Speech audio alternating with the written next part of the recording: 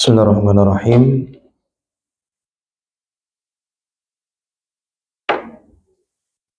Bismillahirrahmanirrahim. Assalamualaikum warahmatullahi wabarakatuh. Alhamdulillah hamdan katsiran thayyiban mubarakan fih. Mubarakan alaihi kama yuhibbu rabbuna wa yardha. Wa ashhadu an la ilaha illallah wahdahu la syarikalah. Wa ashhadu anna Muhammadan abduhu wa rasuluh. Sallallahu alaihi wa ala alihi wa ashabihi wa man sara ala nahjih wa man istanna bi sunnatihi wa sallama tasliman katsiran. Amma ba'd. Kaum muslimin dan muslimat jemaah salat maghrib rahimani wa rahimakumullah. Alhamdulillah, puji dan syukur tidak pernah bosan-bosannya untuk selalu kita panjatkan kepada Allah Subhanahu wa taala atas limpahan nikmat dan karunia yang Allah Azza wa Jalla anugerahkan kepada kita semua hingga saat ini. Begitu pula salawat teriring salam tidak lupanya kita sanjung sajikan kepada junjungan kita Nabi besar Muhammad bin Abdillah salawatullahi wassalamuhu alaih, kepada keluarga beliau, para sahabat beliau, serta orang-orang yang mengikuti jalan beliau hingga akhir zaman. Kaum muslimin dan muslimat yang dimuliakan oleh Allah, alhamdulillah di malam hari yang berbahagia ini kembali Allah Azza wa Jalla memberikan kesempatan kepada kita semua untuk bisa melanjutkan pengajian rutin kita di setiap Selasa sore. Tentunya ini adalah hal yang patut untuk selalu kita syukuri kepada Allah Azza wa Jalla. Dan insya Allah di malam hari ini kita akan masuk ke pembahasan yang baru, karena pembahasan kita yang sebelumnya alhamdulillah sudah selesai. Dan insya Allah di malam hari ini dan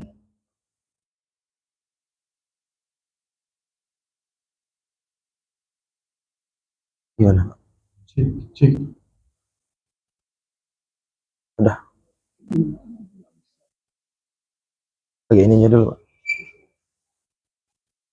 Insya Allah di malam hari ini dan beberapa pertemuan ke depan saya akan mencoba untuk membaca sebuah kitab ringkas buah tangan dari salah seorang ulama kita, yaitu Syekh Abdul Razak hafizahullah ta'ala, sebuah kitab yang berjudul Asyurur Rokaiz fi Tarbiyatil Abna, 10 pondasi di dalam pendidikan anak.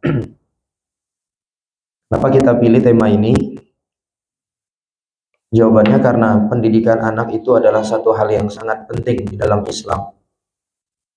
Sebab anak itu adalah amanah besar dari Allah Azza wa Jalla yang tentunya nanti kita akan pertanggungjawabkan di hadapan Allah Azza wa Jalla. Di samping itu dia adalah nikmat yang juga nanti akan ditanya oleh Allah Azza wa Jalla. Di samping itu pula di dalam Islam, pendidikan anak itu tidak hanya bertujuan untuk menjadikan anaknya cerdas dan pintar, tapi pendidikan anak di dalam Islam itu bertujuan untuk menjadikan anak itu menjadi anak yang benar-benar menghambakan diri kepada Allah Subhanahu wa taala. Dan juga kita tahu bahwa anak itu adalah investasi terbesar seorang hamba di kehidupan dunia ini. Sebab Rasul sallallahu alaihi wasallam mengatakan, "Idza mata ibnu Adam inqata'a anhu 'amaluhu illa min salas." Apabila seorang anak Adam itu meninggal, maka terputuslah seluruh amalannya kecuali 3. Kecuali 3 amalan yang pahalanya terus mengalir. Yang pertama, shadaqatin jariyah, sedekah jariyah. Yang kedua, ilmin alladzi yuntafa'u bih, ilmu yang bermanfaat yang diajarkan lalu diamalkan oleh orang. Dan yang ketiga, waladin solihin yad'ulah, anak yang soleh yang senantiasa mendoakan. Maka dari sini kita bisa pahami bahwa anak itu salah satu investasi terbesar yang dimiliki oleh seorang hamba selama dia hidup di dunia ini. selama dia hidup di dunia ini. Di samping itu pula, di antara alasan utama kenapa kita perlu mempelajari kiat-kiat ataukah metode di dalam pendidikan anak, karena tidak akan mungkin seseorang mampu mendidik anak sebagaimana yang diinginkan oleh syariat kecuali dengan dia mempelajarinya. Karena orang kalau ingin berternak kambing saja, itu harus ada ilmu yang dia punya, tidak boleh sembarangan, dan tidak semua orang juga mampu ya. Untuk menumbuhkan tumbuhan harus ada ilmu-ilmu yang dipelajari. Maka bagaimana mungkin untuk menumbuhkan dan mendidik anak menjadi anak yang soleh, menjadi anak yang soleha tanpa ilmu? Itu adalah hal yang sangat tidak mungkin. Nah, di sini Syekh Abdul Razak hafizahullah membawakan 10 kaidah penting di dalam pendidikan anak. Dan insyaallah saya tidak terlalu berpanjang lebar nantinya, cukup membaca dan coba untuk menerjemahkan. Di awal kitab, Syekh rahimahullah hafizahullah mengatakan alhamdulillahi rabbil alamin wassalatu wassalamu ala abdillahi wa rasulihi wa khalilihi nabiyina Muhammadin wa ala alihi wa ashabihi ajma'in. Beliau memanjatkan puji dan syukur kepada Allah, kemudian salawat dan salam kepada Nabi sallallahu alaihi wasallam. Lalu setelah itu kata beliau, amma ba'du, fa inna min ahammil wajibatil jasima wal amanatil azimah allati yajibu 'alal 'abdi an ya'taniya biha fi hadhihi al-hayah abna'ah min haitsu tarbiyatuhum wa ta'dibuhum wa nushuhum wa tawjihuhum. Fa innal abna'a min jumlatil amanatil azimati allati amara Allah biha, amara Allah bi ri'ayatiha wa hifdhiha. Kata Syekh hafizahullah, sesungguhnya di antara kewajiban yang paling besar dan amanah yang paling agung yang wajib diperhatikan oleh seorang hamba di dalam kehidupan ini adalah anak-anaknya, di mana dia berkewajiban membina, mendidik, menasehati dan mengarahkan mereka. Fa innal abna'a min jumlatil amanatil azimah allati amara Allahu bi ri'ayatiha wa hifdhiha. Karena anak-anak itu adalah amanah yang agung yang Allah Azza wa Jalla perintahkan untuk dijaga dan dipelihara. Kama qala ta'ala an dzikrihi li awsafil mu'minin, sebagaimana Allah Azza wa Jalla berfirman ketika menyebutkan tentang sifat dari hamba-hambanya yang beriman. Allah mengatakan walladzina hum li amanatihim wa 'ahdihim ra'un. Orang-orang yang beriman itu adalah mereka-mereka yang terhadap amanah dan janji-janji yang mereka ikrarkan, mereka ra'un, mereka memeliharanya. Di orang-orang yang beriman, di antara ciri-ciri mereka, mereka amanah di dalam menjaga dan memelihara amanat mereka. Wa qala azza wa jalla, dan Allah azza wa jalla juga mengatakan, ya ayyuhalladzina amanu la takhunullaha war rasula wa takhunu amanatikum wa antum ta'lamun. Allah Subhanahu wa taala juga mengatakan, wahai orang-orang yang beriman, janganlah kalian khianati Allah dan Rasulnya, dan jangan pula kalian khianati amanat-amanat yang Allah berikan kepada kalian, wa antum ta'lamun, dalam keadaan kalian mengetahuinya. Wa'lamu annama amwalukum wa auladukum fitnah wa anna Allaha 'indahu ajrun 'azim. Dan ketahuilah bahwasanya harta-harta kalian dan anak-anak kalian itu adalah fitnah, adalah ujian dari Allah. Dan sesungguhnya di sisi Allah Azza wa Jalla ada pahala yang besar. Jadi di dalam ayat ini dan ayat yang sebelumnya, Allah Azza wa Jalla mengingatkan kepada kita semua tentang amanah. Orang yang beriman, mereka menunaikan amanat yang Allah Azza wa Jalla bebankan kepada mereka. Dan di antara amanat tersebut Allah singgung di ayat selanjutnya, yaitu harta dan anak-anak kalian. Lalu kata beliau, wallahu tabaraka wa ta'ala kama annahu wahabal aba'a hadhihi ni'matal 'azimah. Faqala lillahi mulkus samawati wal ardi yakhluqu ma yasha'u yahabu liman yasha'u inatha wa yahabu liman yasha'u dzukur. Dan Allah Azza wa Jalla, sebagaimana Allah telah memberikan nikmat yang agung ini kepada seorang hamba, yaitu anak. Allah mengatakan milik Allah lah apa yang ada di langit dan di bumi.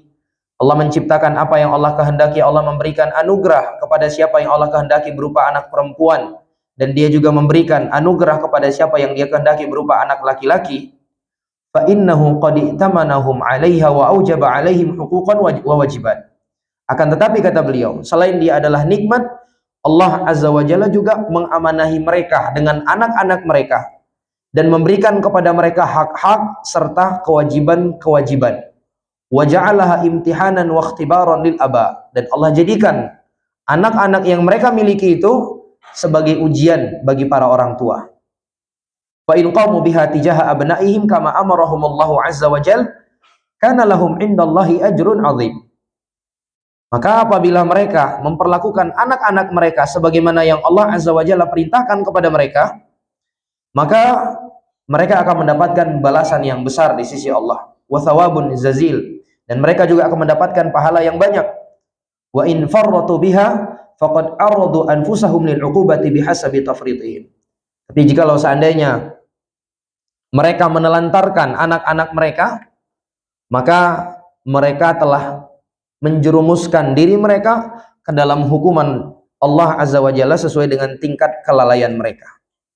Jadi di paragraf ini Syekh rahimahullah ingin menyadarkan kepada kita semua bahwa anak-anak yang kita miliki hari ini, selain dia adalah nikmat dari Allah Azza wa Jalla, dia adalah ujian. Yang namanya ujian tidak semua orang lulus, tidak semua orang berhasil melewatinya. Hanya mereka-mereka yang diberikan taufik oleh Allah Azza wa Jalla yang berhasil melewati ujian tersebut.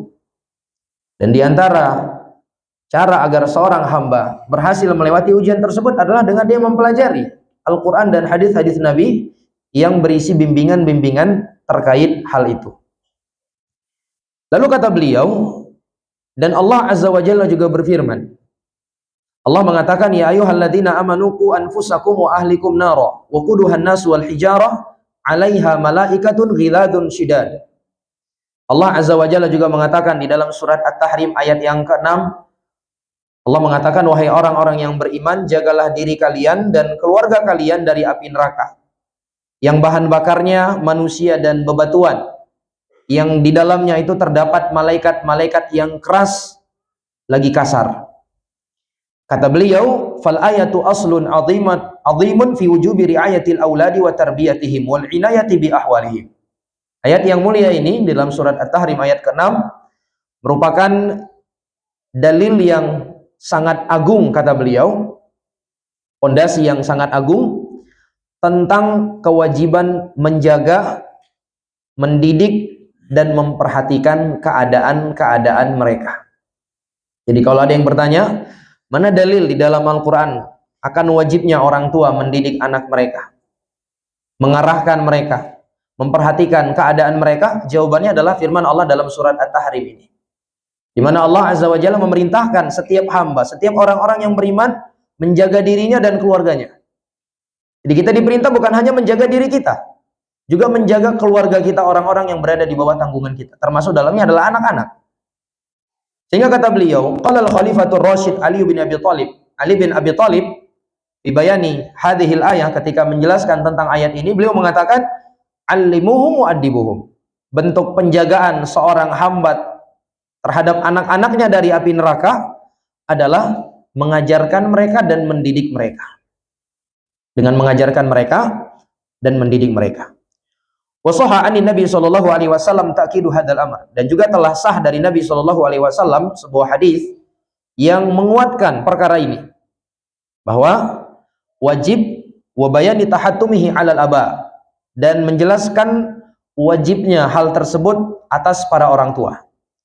Di mana Nabi sallallahu alaihi wasallam dalam hadis yang diriwayatkan oleh Al-Imam Al-Bukhari dan Imam Muslim, Nabi sallallahu alaihi wasallam mengatakan, kullukum ra'in wa kullukum mas'ulun an ra'iyatihi wal imamu ra'in wa huwa mas'ulun an ra'iyatihi wal rajulu ra'in fi ahli wa huwa mas'ulun an ra'iyatihi wal mar'atu ra'iyatun fi baiti zawjiha wa hiya mas'ulatun an ra'iyatiha wal khadimu ra'in fi mali sayyidihi wa huwa mas'ulun an ra'iyatihi ala kullukum ra'in wa kullukum mas'ulun an ra'iyatihi.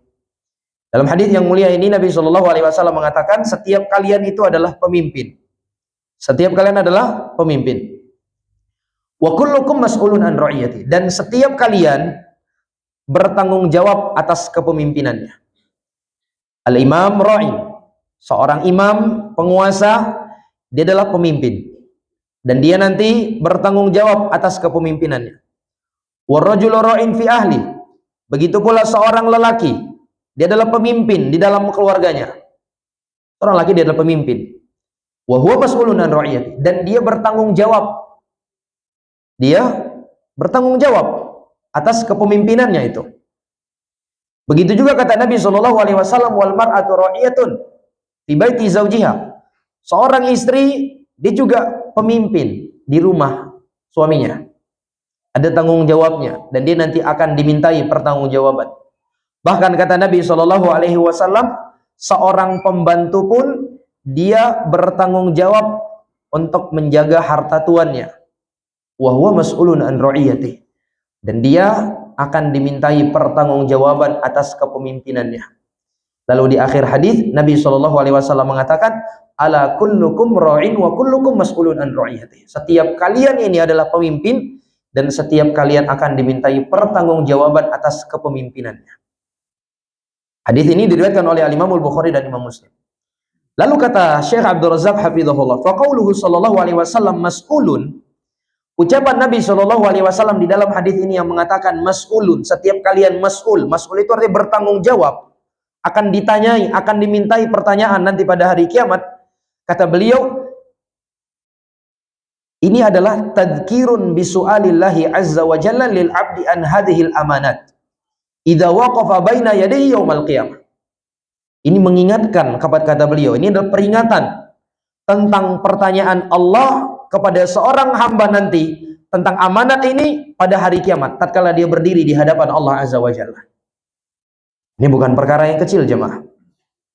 Kalau makanan yang kita makan saja, minuman yang kita minum saja, nikmat-nikmat kecil, pakaian, sandal, handphone yang kita pegang, ada kuota internetnya, itu nikmat akan ditanya oleh Allah azza wa jalla pada hari kiamat. Lalu bagaimana mungkin kita beranggapan nikmat anak itu tidak akan ditanya oleh Allah azza wa jalla pada hari kiamat? Makanya kata beliau, ucapan Nabi mas'ulun, bertanggung jawab, ini merupakan peringatan tentang pertanyaan Allah kepada seorang hamba nanti pada hari kiamat, tatkala dia berdiri di hadapan Allah tentang amanah ini. Kita semua akan ditanya oleh Allah. Setiap orang tua, setiap ayah, setiap ibu akan ditanya oleh Allah azza wa jalla tentang pendidikan anaknya. Subhanallah. Bal qala ba'du ahli ilm, bahkan kata Syekh Abdul Razak hafizahullah, sebagian para ulama itu mengatakan, innallaha azza wa jalla yas'alul walida an waladihi yaumal qiyamah qabla an yas'alal walada an waladihi. Fa innahu kama anna lil abi ala ibnihi haqqan falil ibni ala abihi haqqun. Bahkan kata beliau, sebagian para ulama mengatakan bahwa sesungguhnya Allah akan bertanya kepada orang tua pada hari kiamat tentang anaknya sebelum Allah bertanya kepada para anak tentang baktinya kepada orang tua. Jadi kita tahu ya, dalam Islam anak harus berbakti kepada kedua orang tua. Sampai kapan? Bahkan bukan hanya sampai orang tuanya meninggal, sampai si anak meninggal, dia tetap wajib berbakti kepada kedua orang tuanya. Subhanallah. Bahkan sekalipun orang tuanya kafir, Allah katakan wasahibhuma fid dunya ma'rufah. Pergaulilah keduanya, sikapilah keduanya dengan cara yang baik di kehidupan dunia. Kita semua tahu dan paham itu. Kalau yang namanya anak wajib berbakti kepada orang tua. Dan setiap anak nanti akan dimintai pertanggungjawaban oleh Allah bagaimana baktinya kepada orang tua. Tapi tahukah kita para jamaah yang dimuliakan oleh Allah? Para ulama mengatakan, sebelum Allah bertanya kepada para anak tentang baktinya kepada orang tuanya, Allah lebih dahulu akan bertanya kepada para ayah, para ibu tentang pendidikannya, bagaimana dia mendidik, membina, dan mengarahkan anaknya. Subhanallah. Karena kata beliau, sebagaimana seorang ayah punya hak yang wajib ditunaikan oleh anaknya, walil ibni ala abihi haqqun. Anak juga demikian, anak juga punya hak yang wajib ditunaikan oleh ayahnya. Hingga Allah azza wa jalla nanti akan bertanya kepada para orang tua sebelum Allah bertanya kepada anak. Begitu juga kata beliau, qala Ibnu Umar radhiyallahu anhuma, Abdullah bin Umar mengatakan, adib ibnaka fa innaka mas'ulun an waladik. Mada adabtahu wa mada 'allamtahu wa innahu mas'ulun an birrika wa tawa'iyatihi lak. Kata Abdullah bin Umar, didiklah anakmu, karena nanti engkau akan ditanya oleh Allah tentang anak-anakmu. Bagaimana engkau mendidiknya, bagaimana engkau mengajarkan. Ditanya para jamaah yang dimuliakan oleh Allah. Wa innahu mas'ulun an birrik wa tawa'iyatihi lak. Dan anak juga akan ditanya oleh Allah Azza wa Jalla tentang baktinya kepada engkau dan ketaatannya kepada engkau. Makanya jangan dikira para hadirin yang dimuliakan oleh Allah, pendidikan anak, pembinaan anak itu tugas guru di sekolah, enggak. Tugas ustadz di pesantren, enggak, jamaah yang dimuliakan oleh Allah. Wallahi bukan. Pendidikan anak itu tugas setiap ayah, setiap ibu. Terus guru di sekolah itu cuma orang-orang baik yang mau mendedikasikan waktunya membantu kita mendidik anak kita. Jadi aktor utama dalam pendidikan anak itu siapa? Ya orang tua. Orang tua, para jamaah yang dimuliakan oleh Allah, bukan guru, bukan ustadz. Beban itu Allah Azza wa Jalla pikulkan ke pundak para orang tua. Harus dipahami. Ini kalau ditanya, ada nggak kewajiban sekolah? Nggak ada kewajiban sekolah, jamaah yang dimuliakan oleh Allah. Mana coba dalilnya? Wajib sekolah. Tapi wajib belajar, iya. Wajib belajar, iya. Tapi kalau wajib sekolah, enggak. Demikian para jamaah yang dimuliakan oleh Allah. Karena pendidikan itu adalah tugas utama orang tua. Tugas utama orang tua. Makanya orang tua jangan sampai beranggapan ya kalau nanti anaknya sudah dimasukkan ke sekolah, anaknya dimasukkan ke pesantren udah aman, selesai tugasnya. Sehingga tugasnya hanya sekedar kirim jajan, bayar SPP, beli keperluan-keperluan yang dibutuhkan, beli buku, beli pulpen, beli baju. Enggak, jemaah yang dimuliakan oleh Allah. Beban itu Allah Subhanahu wa taala pikulkan kepada para orang tua. Maka orang tua wajib untuk belajar. Nggak boleh main coba-coba ya. Gimana coba bayangkan, ada orang yang nggak punya ilmu sama sekali tentang peternakan, Pak. Dia coba-coba beli kambing 10 pasang. Coba-coba aja ini. Ya, kalau berhasil alhamdulillah, kalau nggak berhasil, mau gimana lagi coba? Kira-kira gimana tanggapan kita sama orang yang seperti ini? Antum terlalu berani, kan begitu kita katakan jamaah yang dimuliakan oleh Allah. Risikonya besar. Kalau gagal ini 10 pasang kambingnya rugi, mati. Ini kambing jamaah yang dimuliakan. Bagaimana mungkin kita dalam pendidikan anak coba-coba? Dan memang pada kenyataan banyak yang demikian. Banyak orang tua dalam pendidikan anak tuh nggak belajar, jamaah yang dimuliakan oleh Allah. Subhanallah. Sini tidak tahu dia apa perannya sebagai orang tua. Sehingga dia hanya sekedar menjadi mesin pencari uang untuk orang tuanya, untuk anak-anaknya. Dia kira tugas dia sebagai orang tua sekedar memberi makan. Kalau hanya sekedar memberi makan, jamaah yang dimuliakan oleh Allah, kambing juga ajarin anaknya cari makan, jamaah yang dimuliakan oleh Allah. Subhanallah. Bahkan tidak sedikit kita menyaksikan ya dalam kehidupan ini orang-orang tua itu menjadikan anaknya itu sebagai mesin pencari uang bahkan. Jadi seakan-akan anaknya itu hidup untuk bisa jadi kaya. Subhanallah. Padahal tidak demikian jemaah. Lalu kata Syekh hafizahullah, wa kama awsallahu azza wa jalla al-abna'a bi birri abaihim wa wujubil ihsani ilaihim bi qawli wasayna al-insana bi walidayhi husna, faqad awsal aba'a bil abna'i aidan bi tarbiyatihim wa ta'dibihim. Kata beliau, sebagaimana Allah telah mewasiatkan kepada para anak untuk berbuat baik kepada orang tuanya. Dengan firman Allah, Allah mengatakan wa wasaynal insana biwalidayhi husna. Telah kami wasiatkan kepada manusia agar berbuat baik kepada orang tuanya. Sungguh Allah juga telah berwasiat kepada para orang tua untuk mendidik dan mengajari anak-anaknya. Allah mengatakan yusikumullahu fi auladikum. Allah mewasiatkan kepada kalian tentang anak-anak kalian. Bahkan kata beliau, fawasiyatullahi lil abai bi auladihim sabiqatun ala wasiyatil auladi bi abaihim. Wasiat Allah kepada orang tua tentang anaknya itu lebih dahulu dibandingkan wasiat Allah kepada anak tentang baktinya kepada orang tuanya. Wa qad akhbarana nabiyuna al-karim sallallahu alaihi wasallam anna lil walidaini ta'thiran balighan ala abnaihim. Kenapa perlu orang tua ini belajar dan mengetahui betapa besarnya kewajiban mereka terkait pendidikan anak ini? Kata beliau, Nabi kita sallallahu alaihi wasallam yang mulia telah mengkhabarkan di dalam hadisnya bahwa orang tua itu memiliki pengaruh yang sangat luar biasa terhadap anak-anaknya. Fi aqaidihim wa adyanihim fadlan an akhlaqihim wa tibaihim. Dalam hal akidah mereka, agama mereka, terlebih dalam hal akhlak dan tabiat mereka. Di mana Nabi Shallallahu Alaihi Wasallam menyebutkan dalam hadis yang diriwayatkan oleh Al Imam Al Bukhari dan Imam Muslim. Kata Nabi Shallallahu Alaihi Wasallam, di sini menerangkan betapa besarnya peranan orang tua terhadap pendidikan anak. Kata Nabi Shallallahu Alaihi Wasallam, kullu mauludin yuladu alal fitrah, fa abawahu yuhawidani wa yunassirani wa yumajjisani. Kami tilil bahimati tuntijul bahima hal tara fiha jad'a. Kata Nabi alaihi salatu wasalam, setiap anak yang dilahirkan itu yuladu alal fitrah. Dia dilahirkan di atas fitrah yang lurus, fitrah yang bersih. Maka kedua orang tuanya lah yang yuhawidani, yang menjadikan dia Yahudi. Kedua orang tuanya lah yang menjadikan dia Nasrani. Dan kedua orang tuanya lah yang menjadikan dia menjadi Majusi. Jadi semua anak bayi yang terlahir ke atas muka bumi ini, pada dasarnya itu beragama Islam dan berada di atas fitrah yang lurus. Terus kenapa mereka jadi masuk ya agama Yahudi, masuk agama Nasrani, masuk agama Majusi? Kedua orang tuanya yang menjadikan itu. Lihat bagi pengaruh orang tua. Bahkan Nabi memberikan permisalan yang sangat luar biasa. Kata Nabi Shallallahu Alaihi Wasallam, sebagaimana permisalan seekor hewan yang dilahirkan oleh hewan lainnya, apakah engkau dapati padanya ada cacat? Kata Syekh, hadza mathalun balighun mahsus. Ini kata beliau adalah permisalan yang sangat luar biasa dan sangat gamblang dari Nabi. Fa innal bahimata tuntaju fil adati salimatan minal uyubi wal afat. Karena yang namanya hewan, binatang ternak, itu biasanya dia dilahirkan dalam keadaan selamat dari cacat dan selamat dari penyakit.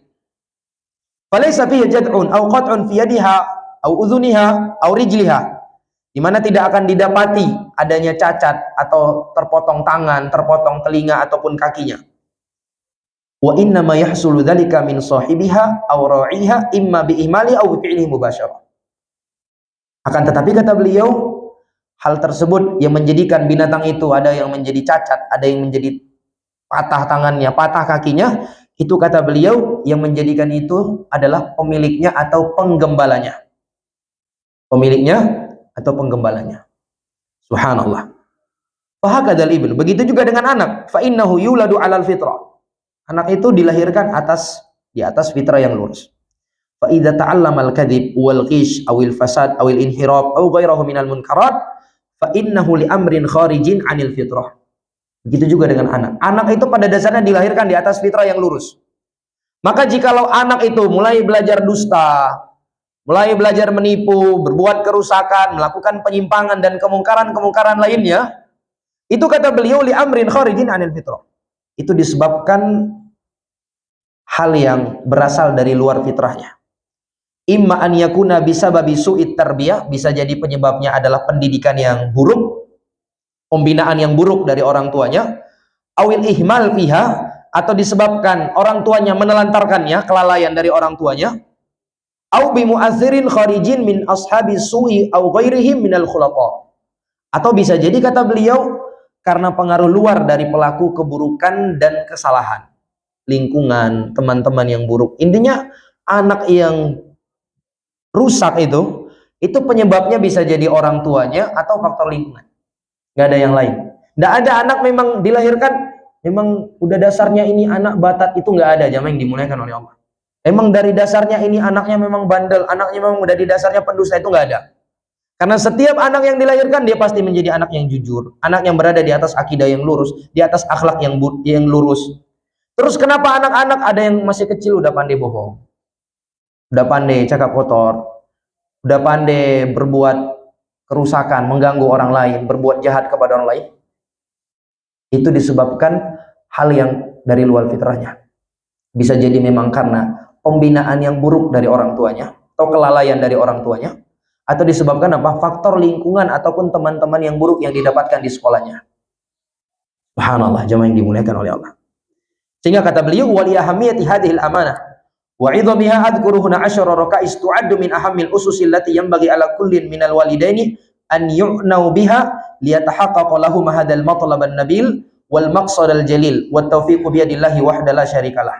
Dan kata beliau, dikarenakan pentingnya dan agungnya amanah ini, maka di buku ini saya menyebutkan 10 pilar yang termasuk asas yang paling penting yang seharusnya diperhatikan oleh orang tua agar mereka bisa merealisasikan tuntutan yang agung ini dan maksud yang mulia ini, agar supaya mereka mampu mendidik anak mereka dengan baik, melahirkan anak-anak menjadi anak yang taat kepada Allah Azza wa Jalla, bermanfaat bagi umat.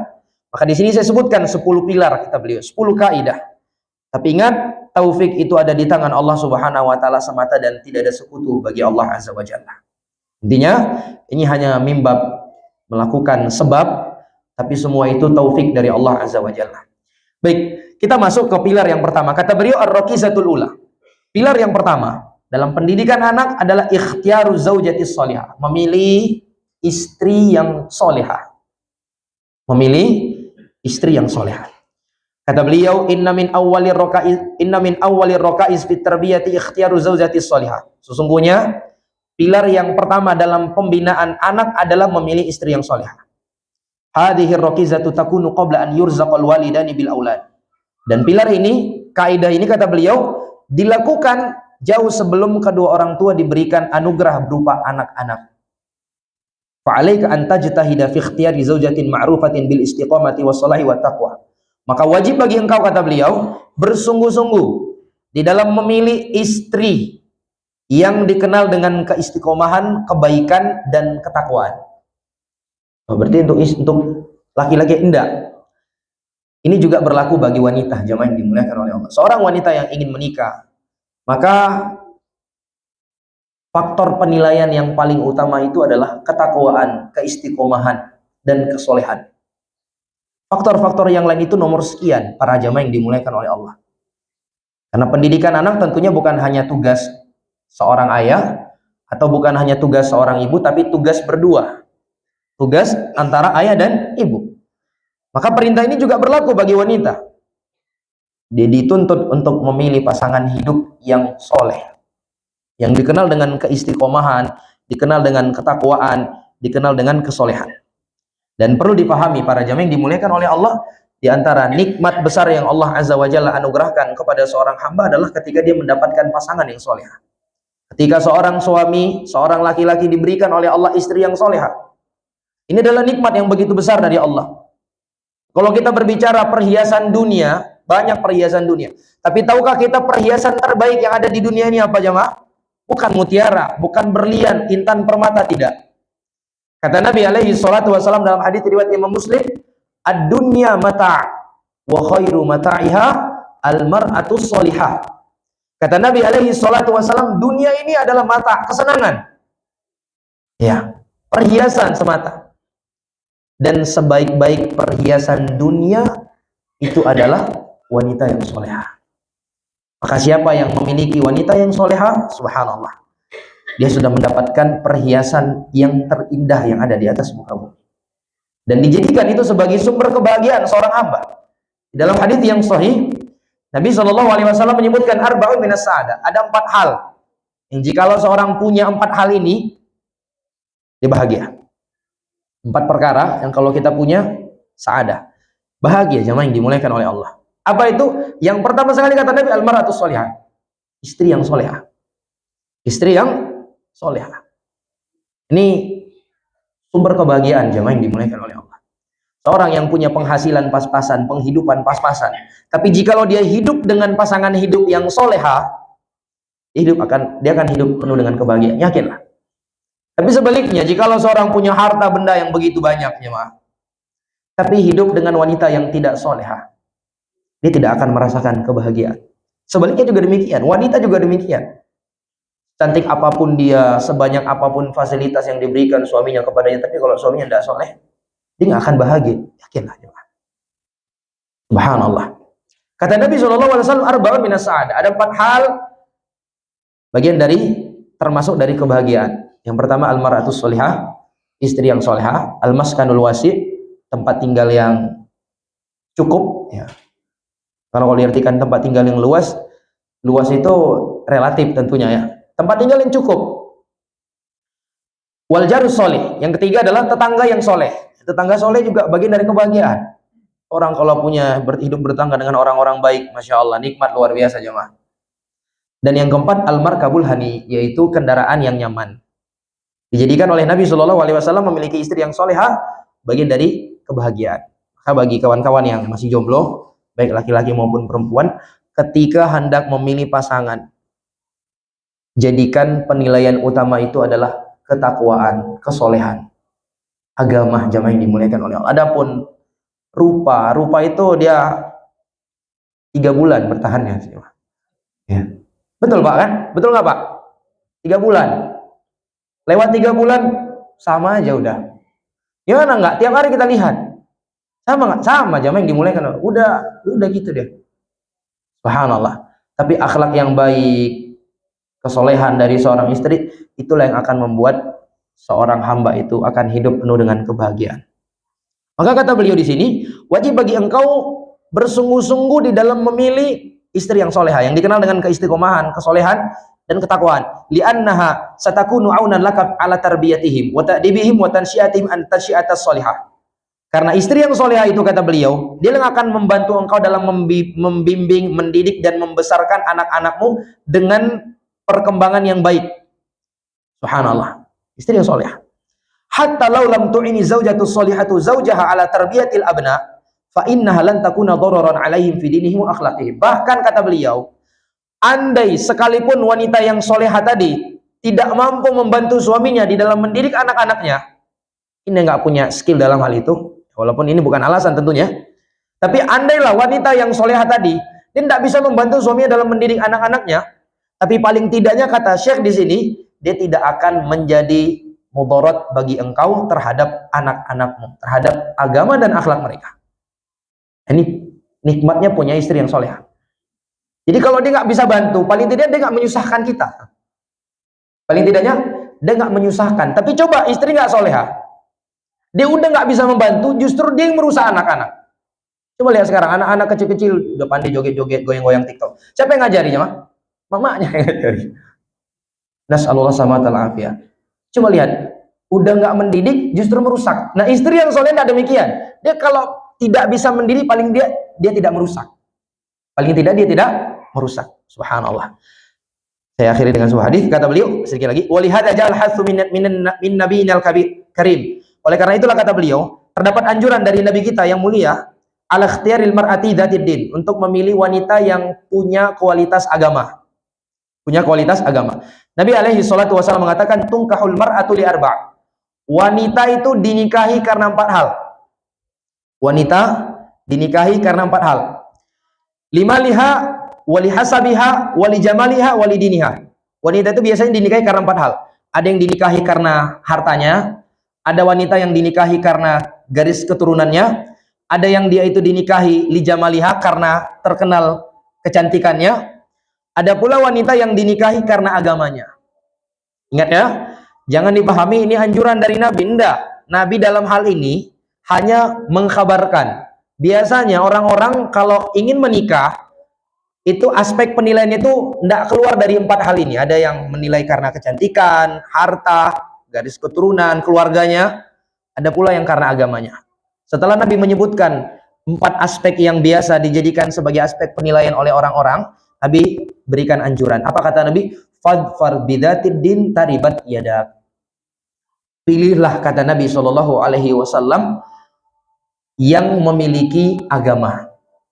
Pilihlah yang memiliki agama, bidatid din taribat yadak, maka niscaya engkau akan beruntung. Ini jaminan dari Nabi alaihi salatu wasallam. Jaminan dari Nabi. Subhanallah.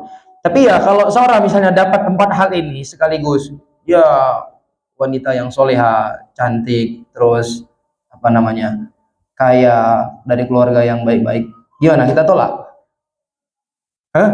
Ya alhamdulillah kalau ada 4. Tapi jikalau kita bisa disuruh memilih nih, ada wanita yang dia nggak cantik, dia nggak punya harta, tapi dia nggak punya agama yang terkenal dengan baik, tapi dia berasal dari keluarga yang luar biasa.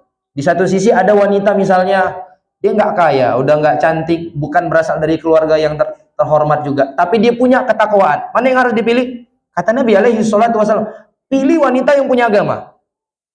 Taribat yadak, kamu akan beruntung. Jaminan dari Nabi alaihi salatu wasallam. Nggak main-main. Nabi alaihi salatu wasallam memberikan jaminan. Pilih karena agama. Subhanallah, jamaah yang dimuliakan oleh Allah. Gimana kalau seandainya kita sudah punya istri ini, Ustaz? Qadarullah istrinya kayaknya nggak solehah. Gimana kira-kira jemaah? Iya, berusaha untuk mensolehahkan istri. Bukan berarti ya kalau udah qadarullah udah sempat duluan terpilih yang ini disolehahkan, jemaah yang dimuliakan oleh Allah. Berupaya untuk mensolehahkannya. Tentunya dengan mengajarkan kepada dia ilmu agama, mendidik dia di atas bimbingan Islam. Demikian. Saya akhiri dengan sebuah kisah. Saya baru teringat kisah ini tapi sudah lama saya baca. Kisah tentang, pernah dengar seorang ulama yang bernama Abdullah ibnul Mubarak. Abdullah ibnul Mubarak. Dikisahkan ayah dari Abdullah ibnul Mubarak. Siapa nama ayahnya? Ada yang tahu? Siapa nama ayah Abdullah ibnul Mubarak? Mubarak.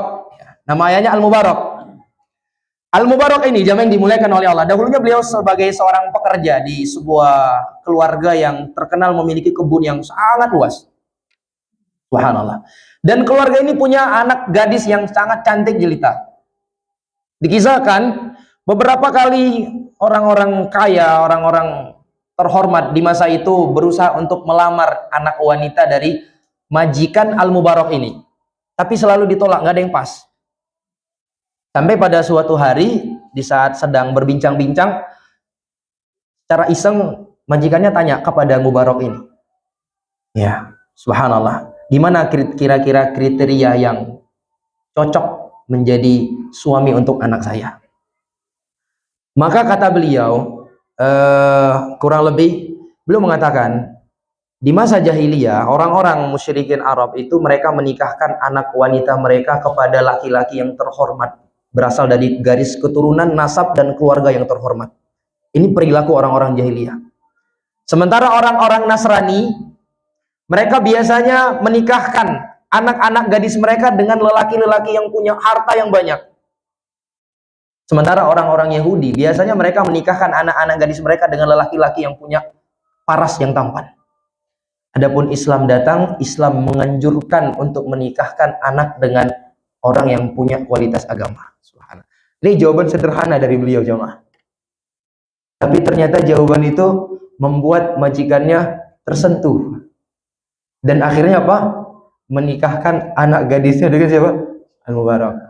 Subhanallah. Dan lahirlah dari pernikahan itu seorang ulama besar yang bernama Abdullah, yang kemudian dikenal dengan Abdullah ibnul Mubarak. Subhanallah, jamaah yang dimuliakan oleh Allah. Lihat bagaimana ketika agama itu menjadi alasan utama sebuah pernikahan. Allah Azza wa Jalla akan berkahi, dan Allah Azza wa Jalla juga akan lahirkan darinya anak keturunan yang akan bermanfaat untuk umat. Masih tersisa penjelasan dari Syekh Hafizahullah terkait poin yang pertama ini. Namun karena sudah habis waktu, kita cukupkan sampai di sini dulu. Insyaallah kita akan lanjutkan di pertemuan yang akan datang. Semoga Allah Azza wa Jalla memberikan taufik dan hidayahnya kepada kita semua, menjadikan anak-anak keturunan kita menjadi anak yang soleh dan soleha. Dan bagi jamaah yang belum dianugerahkan oleh Allah Azza wa Jalla anak keturunan, maka hendaklah dia bersabar, berhusnudzon kepada Allah Azza wa Jalla. Segala yang Allah Azza wa Jalla takdirkan itu ada hikmahnya, dan kita berdoa kepada Allah semoga Allah Azza wa Jalla memberikan keturunan yang soleh dan soleha. Amin ya rabbal alamin. Naktafi bihadzal qadar. Subhanakallahumma rabbana wa bihamdika asyhadu an la ilaha illa anta astaghfiruka wa atubu ilaik. Assalamualaikum warahmatullahi wabarakatuh.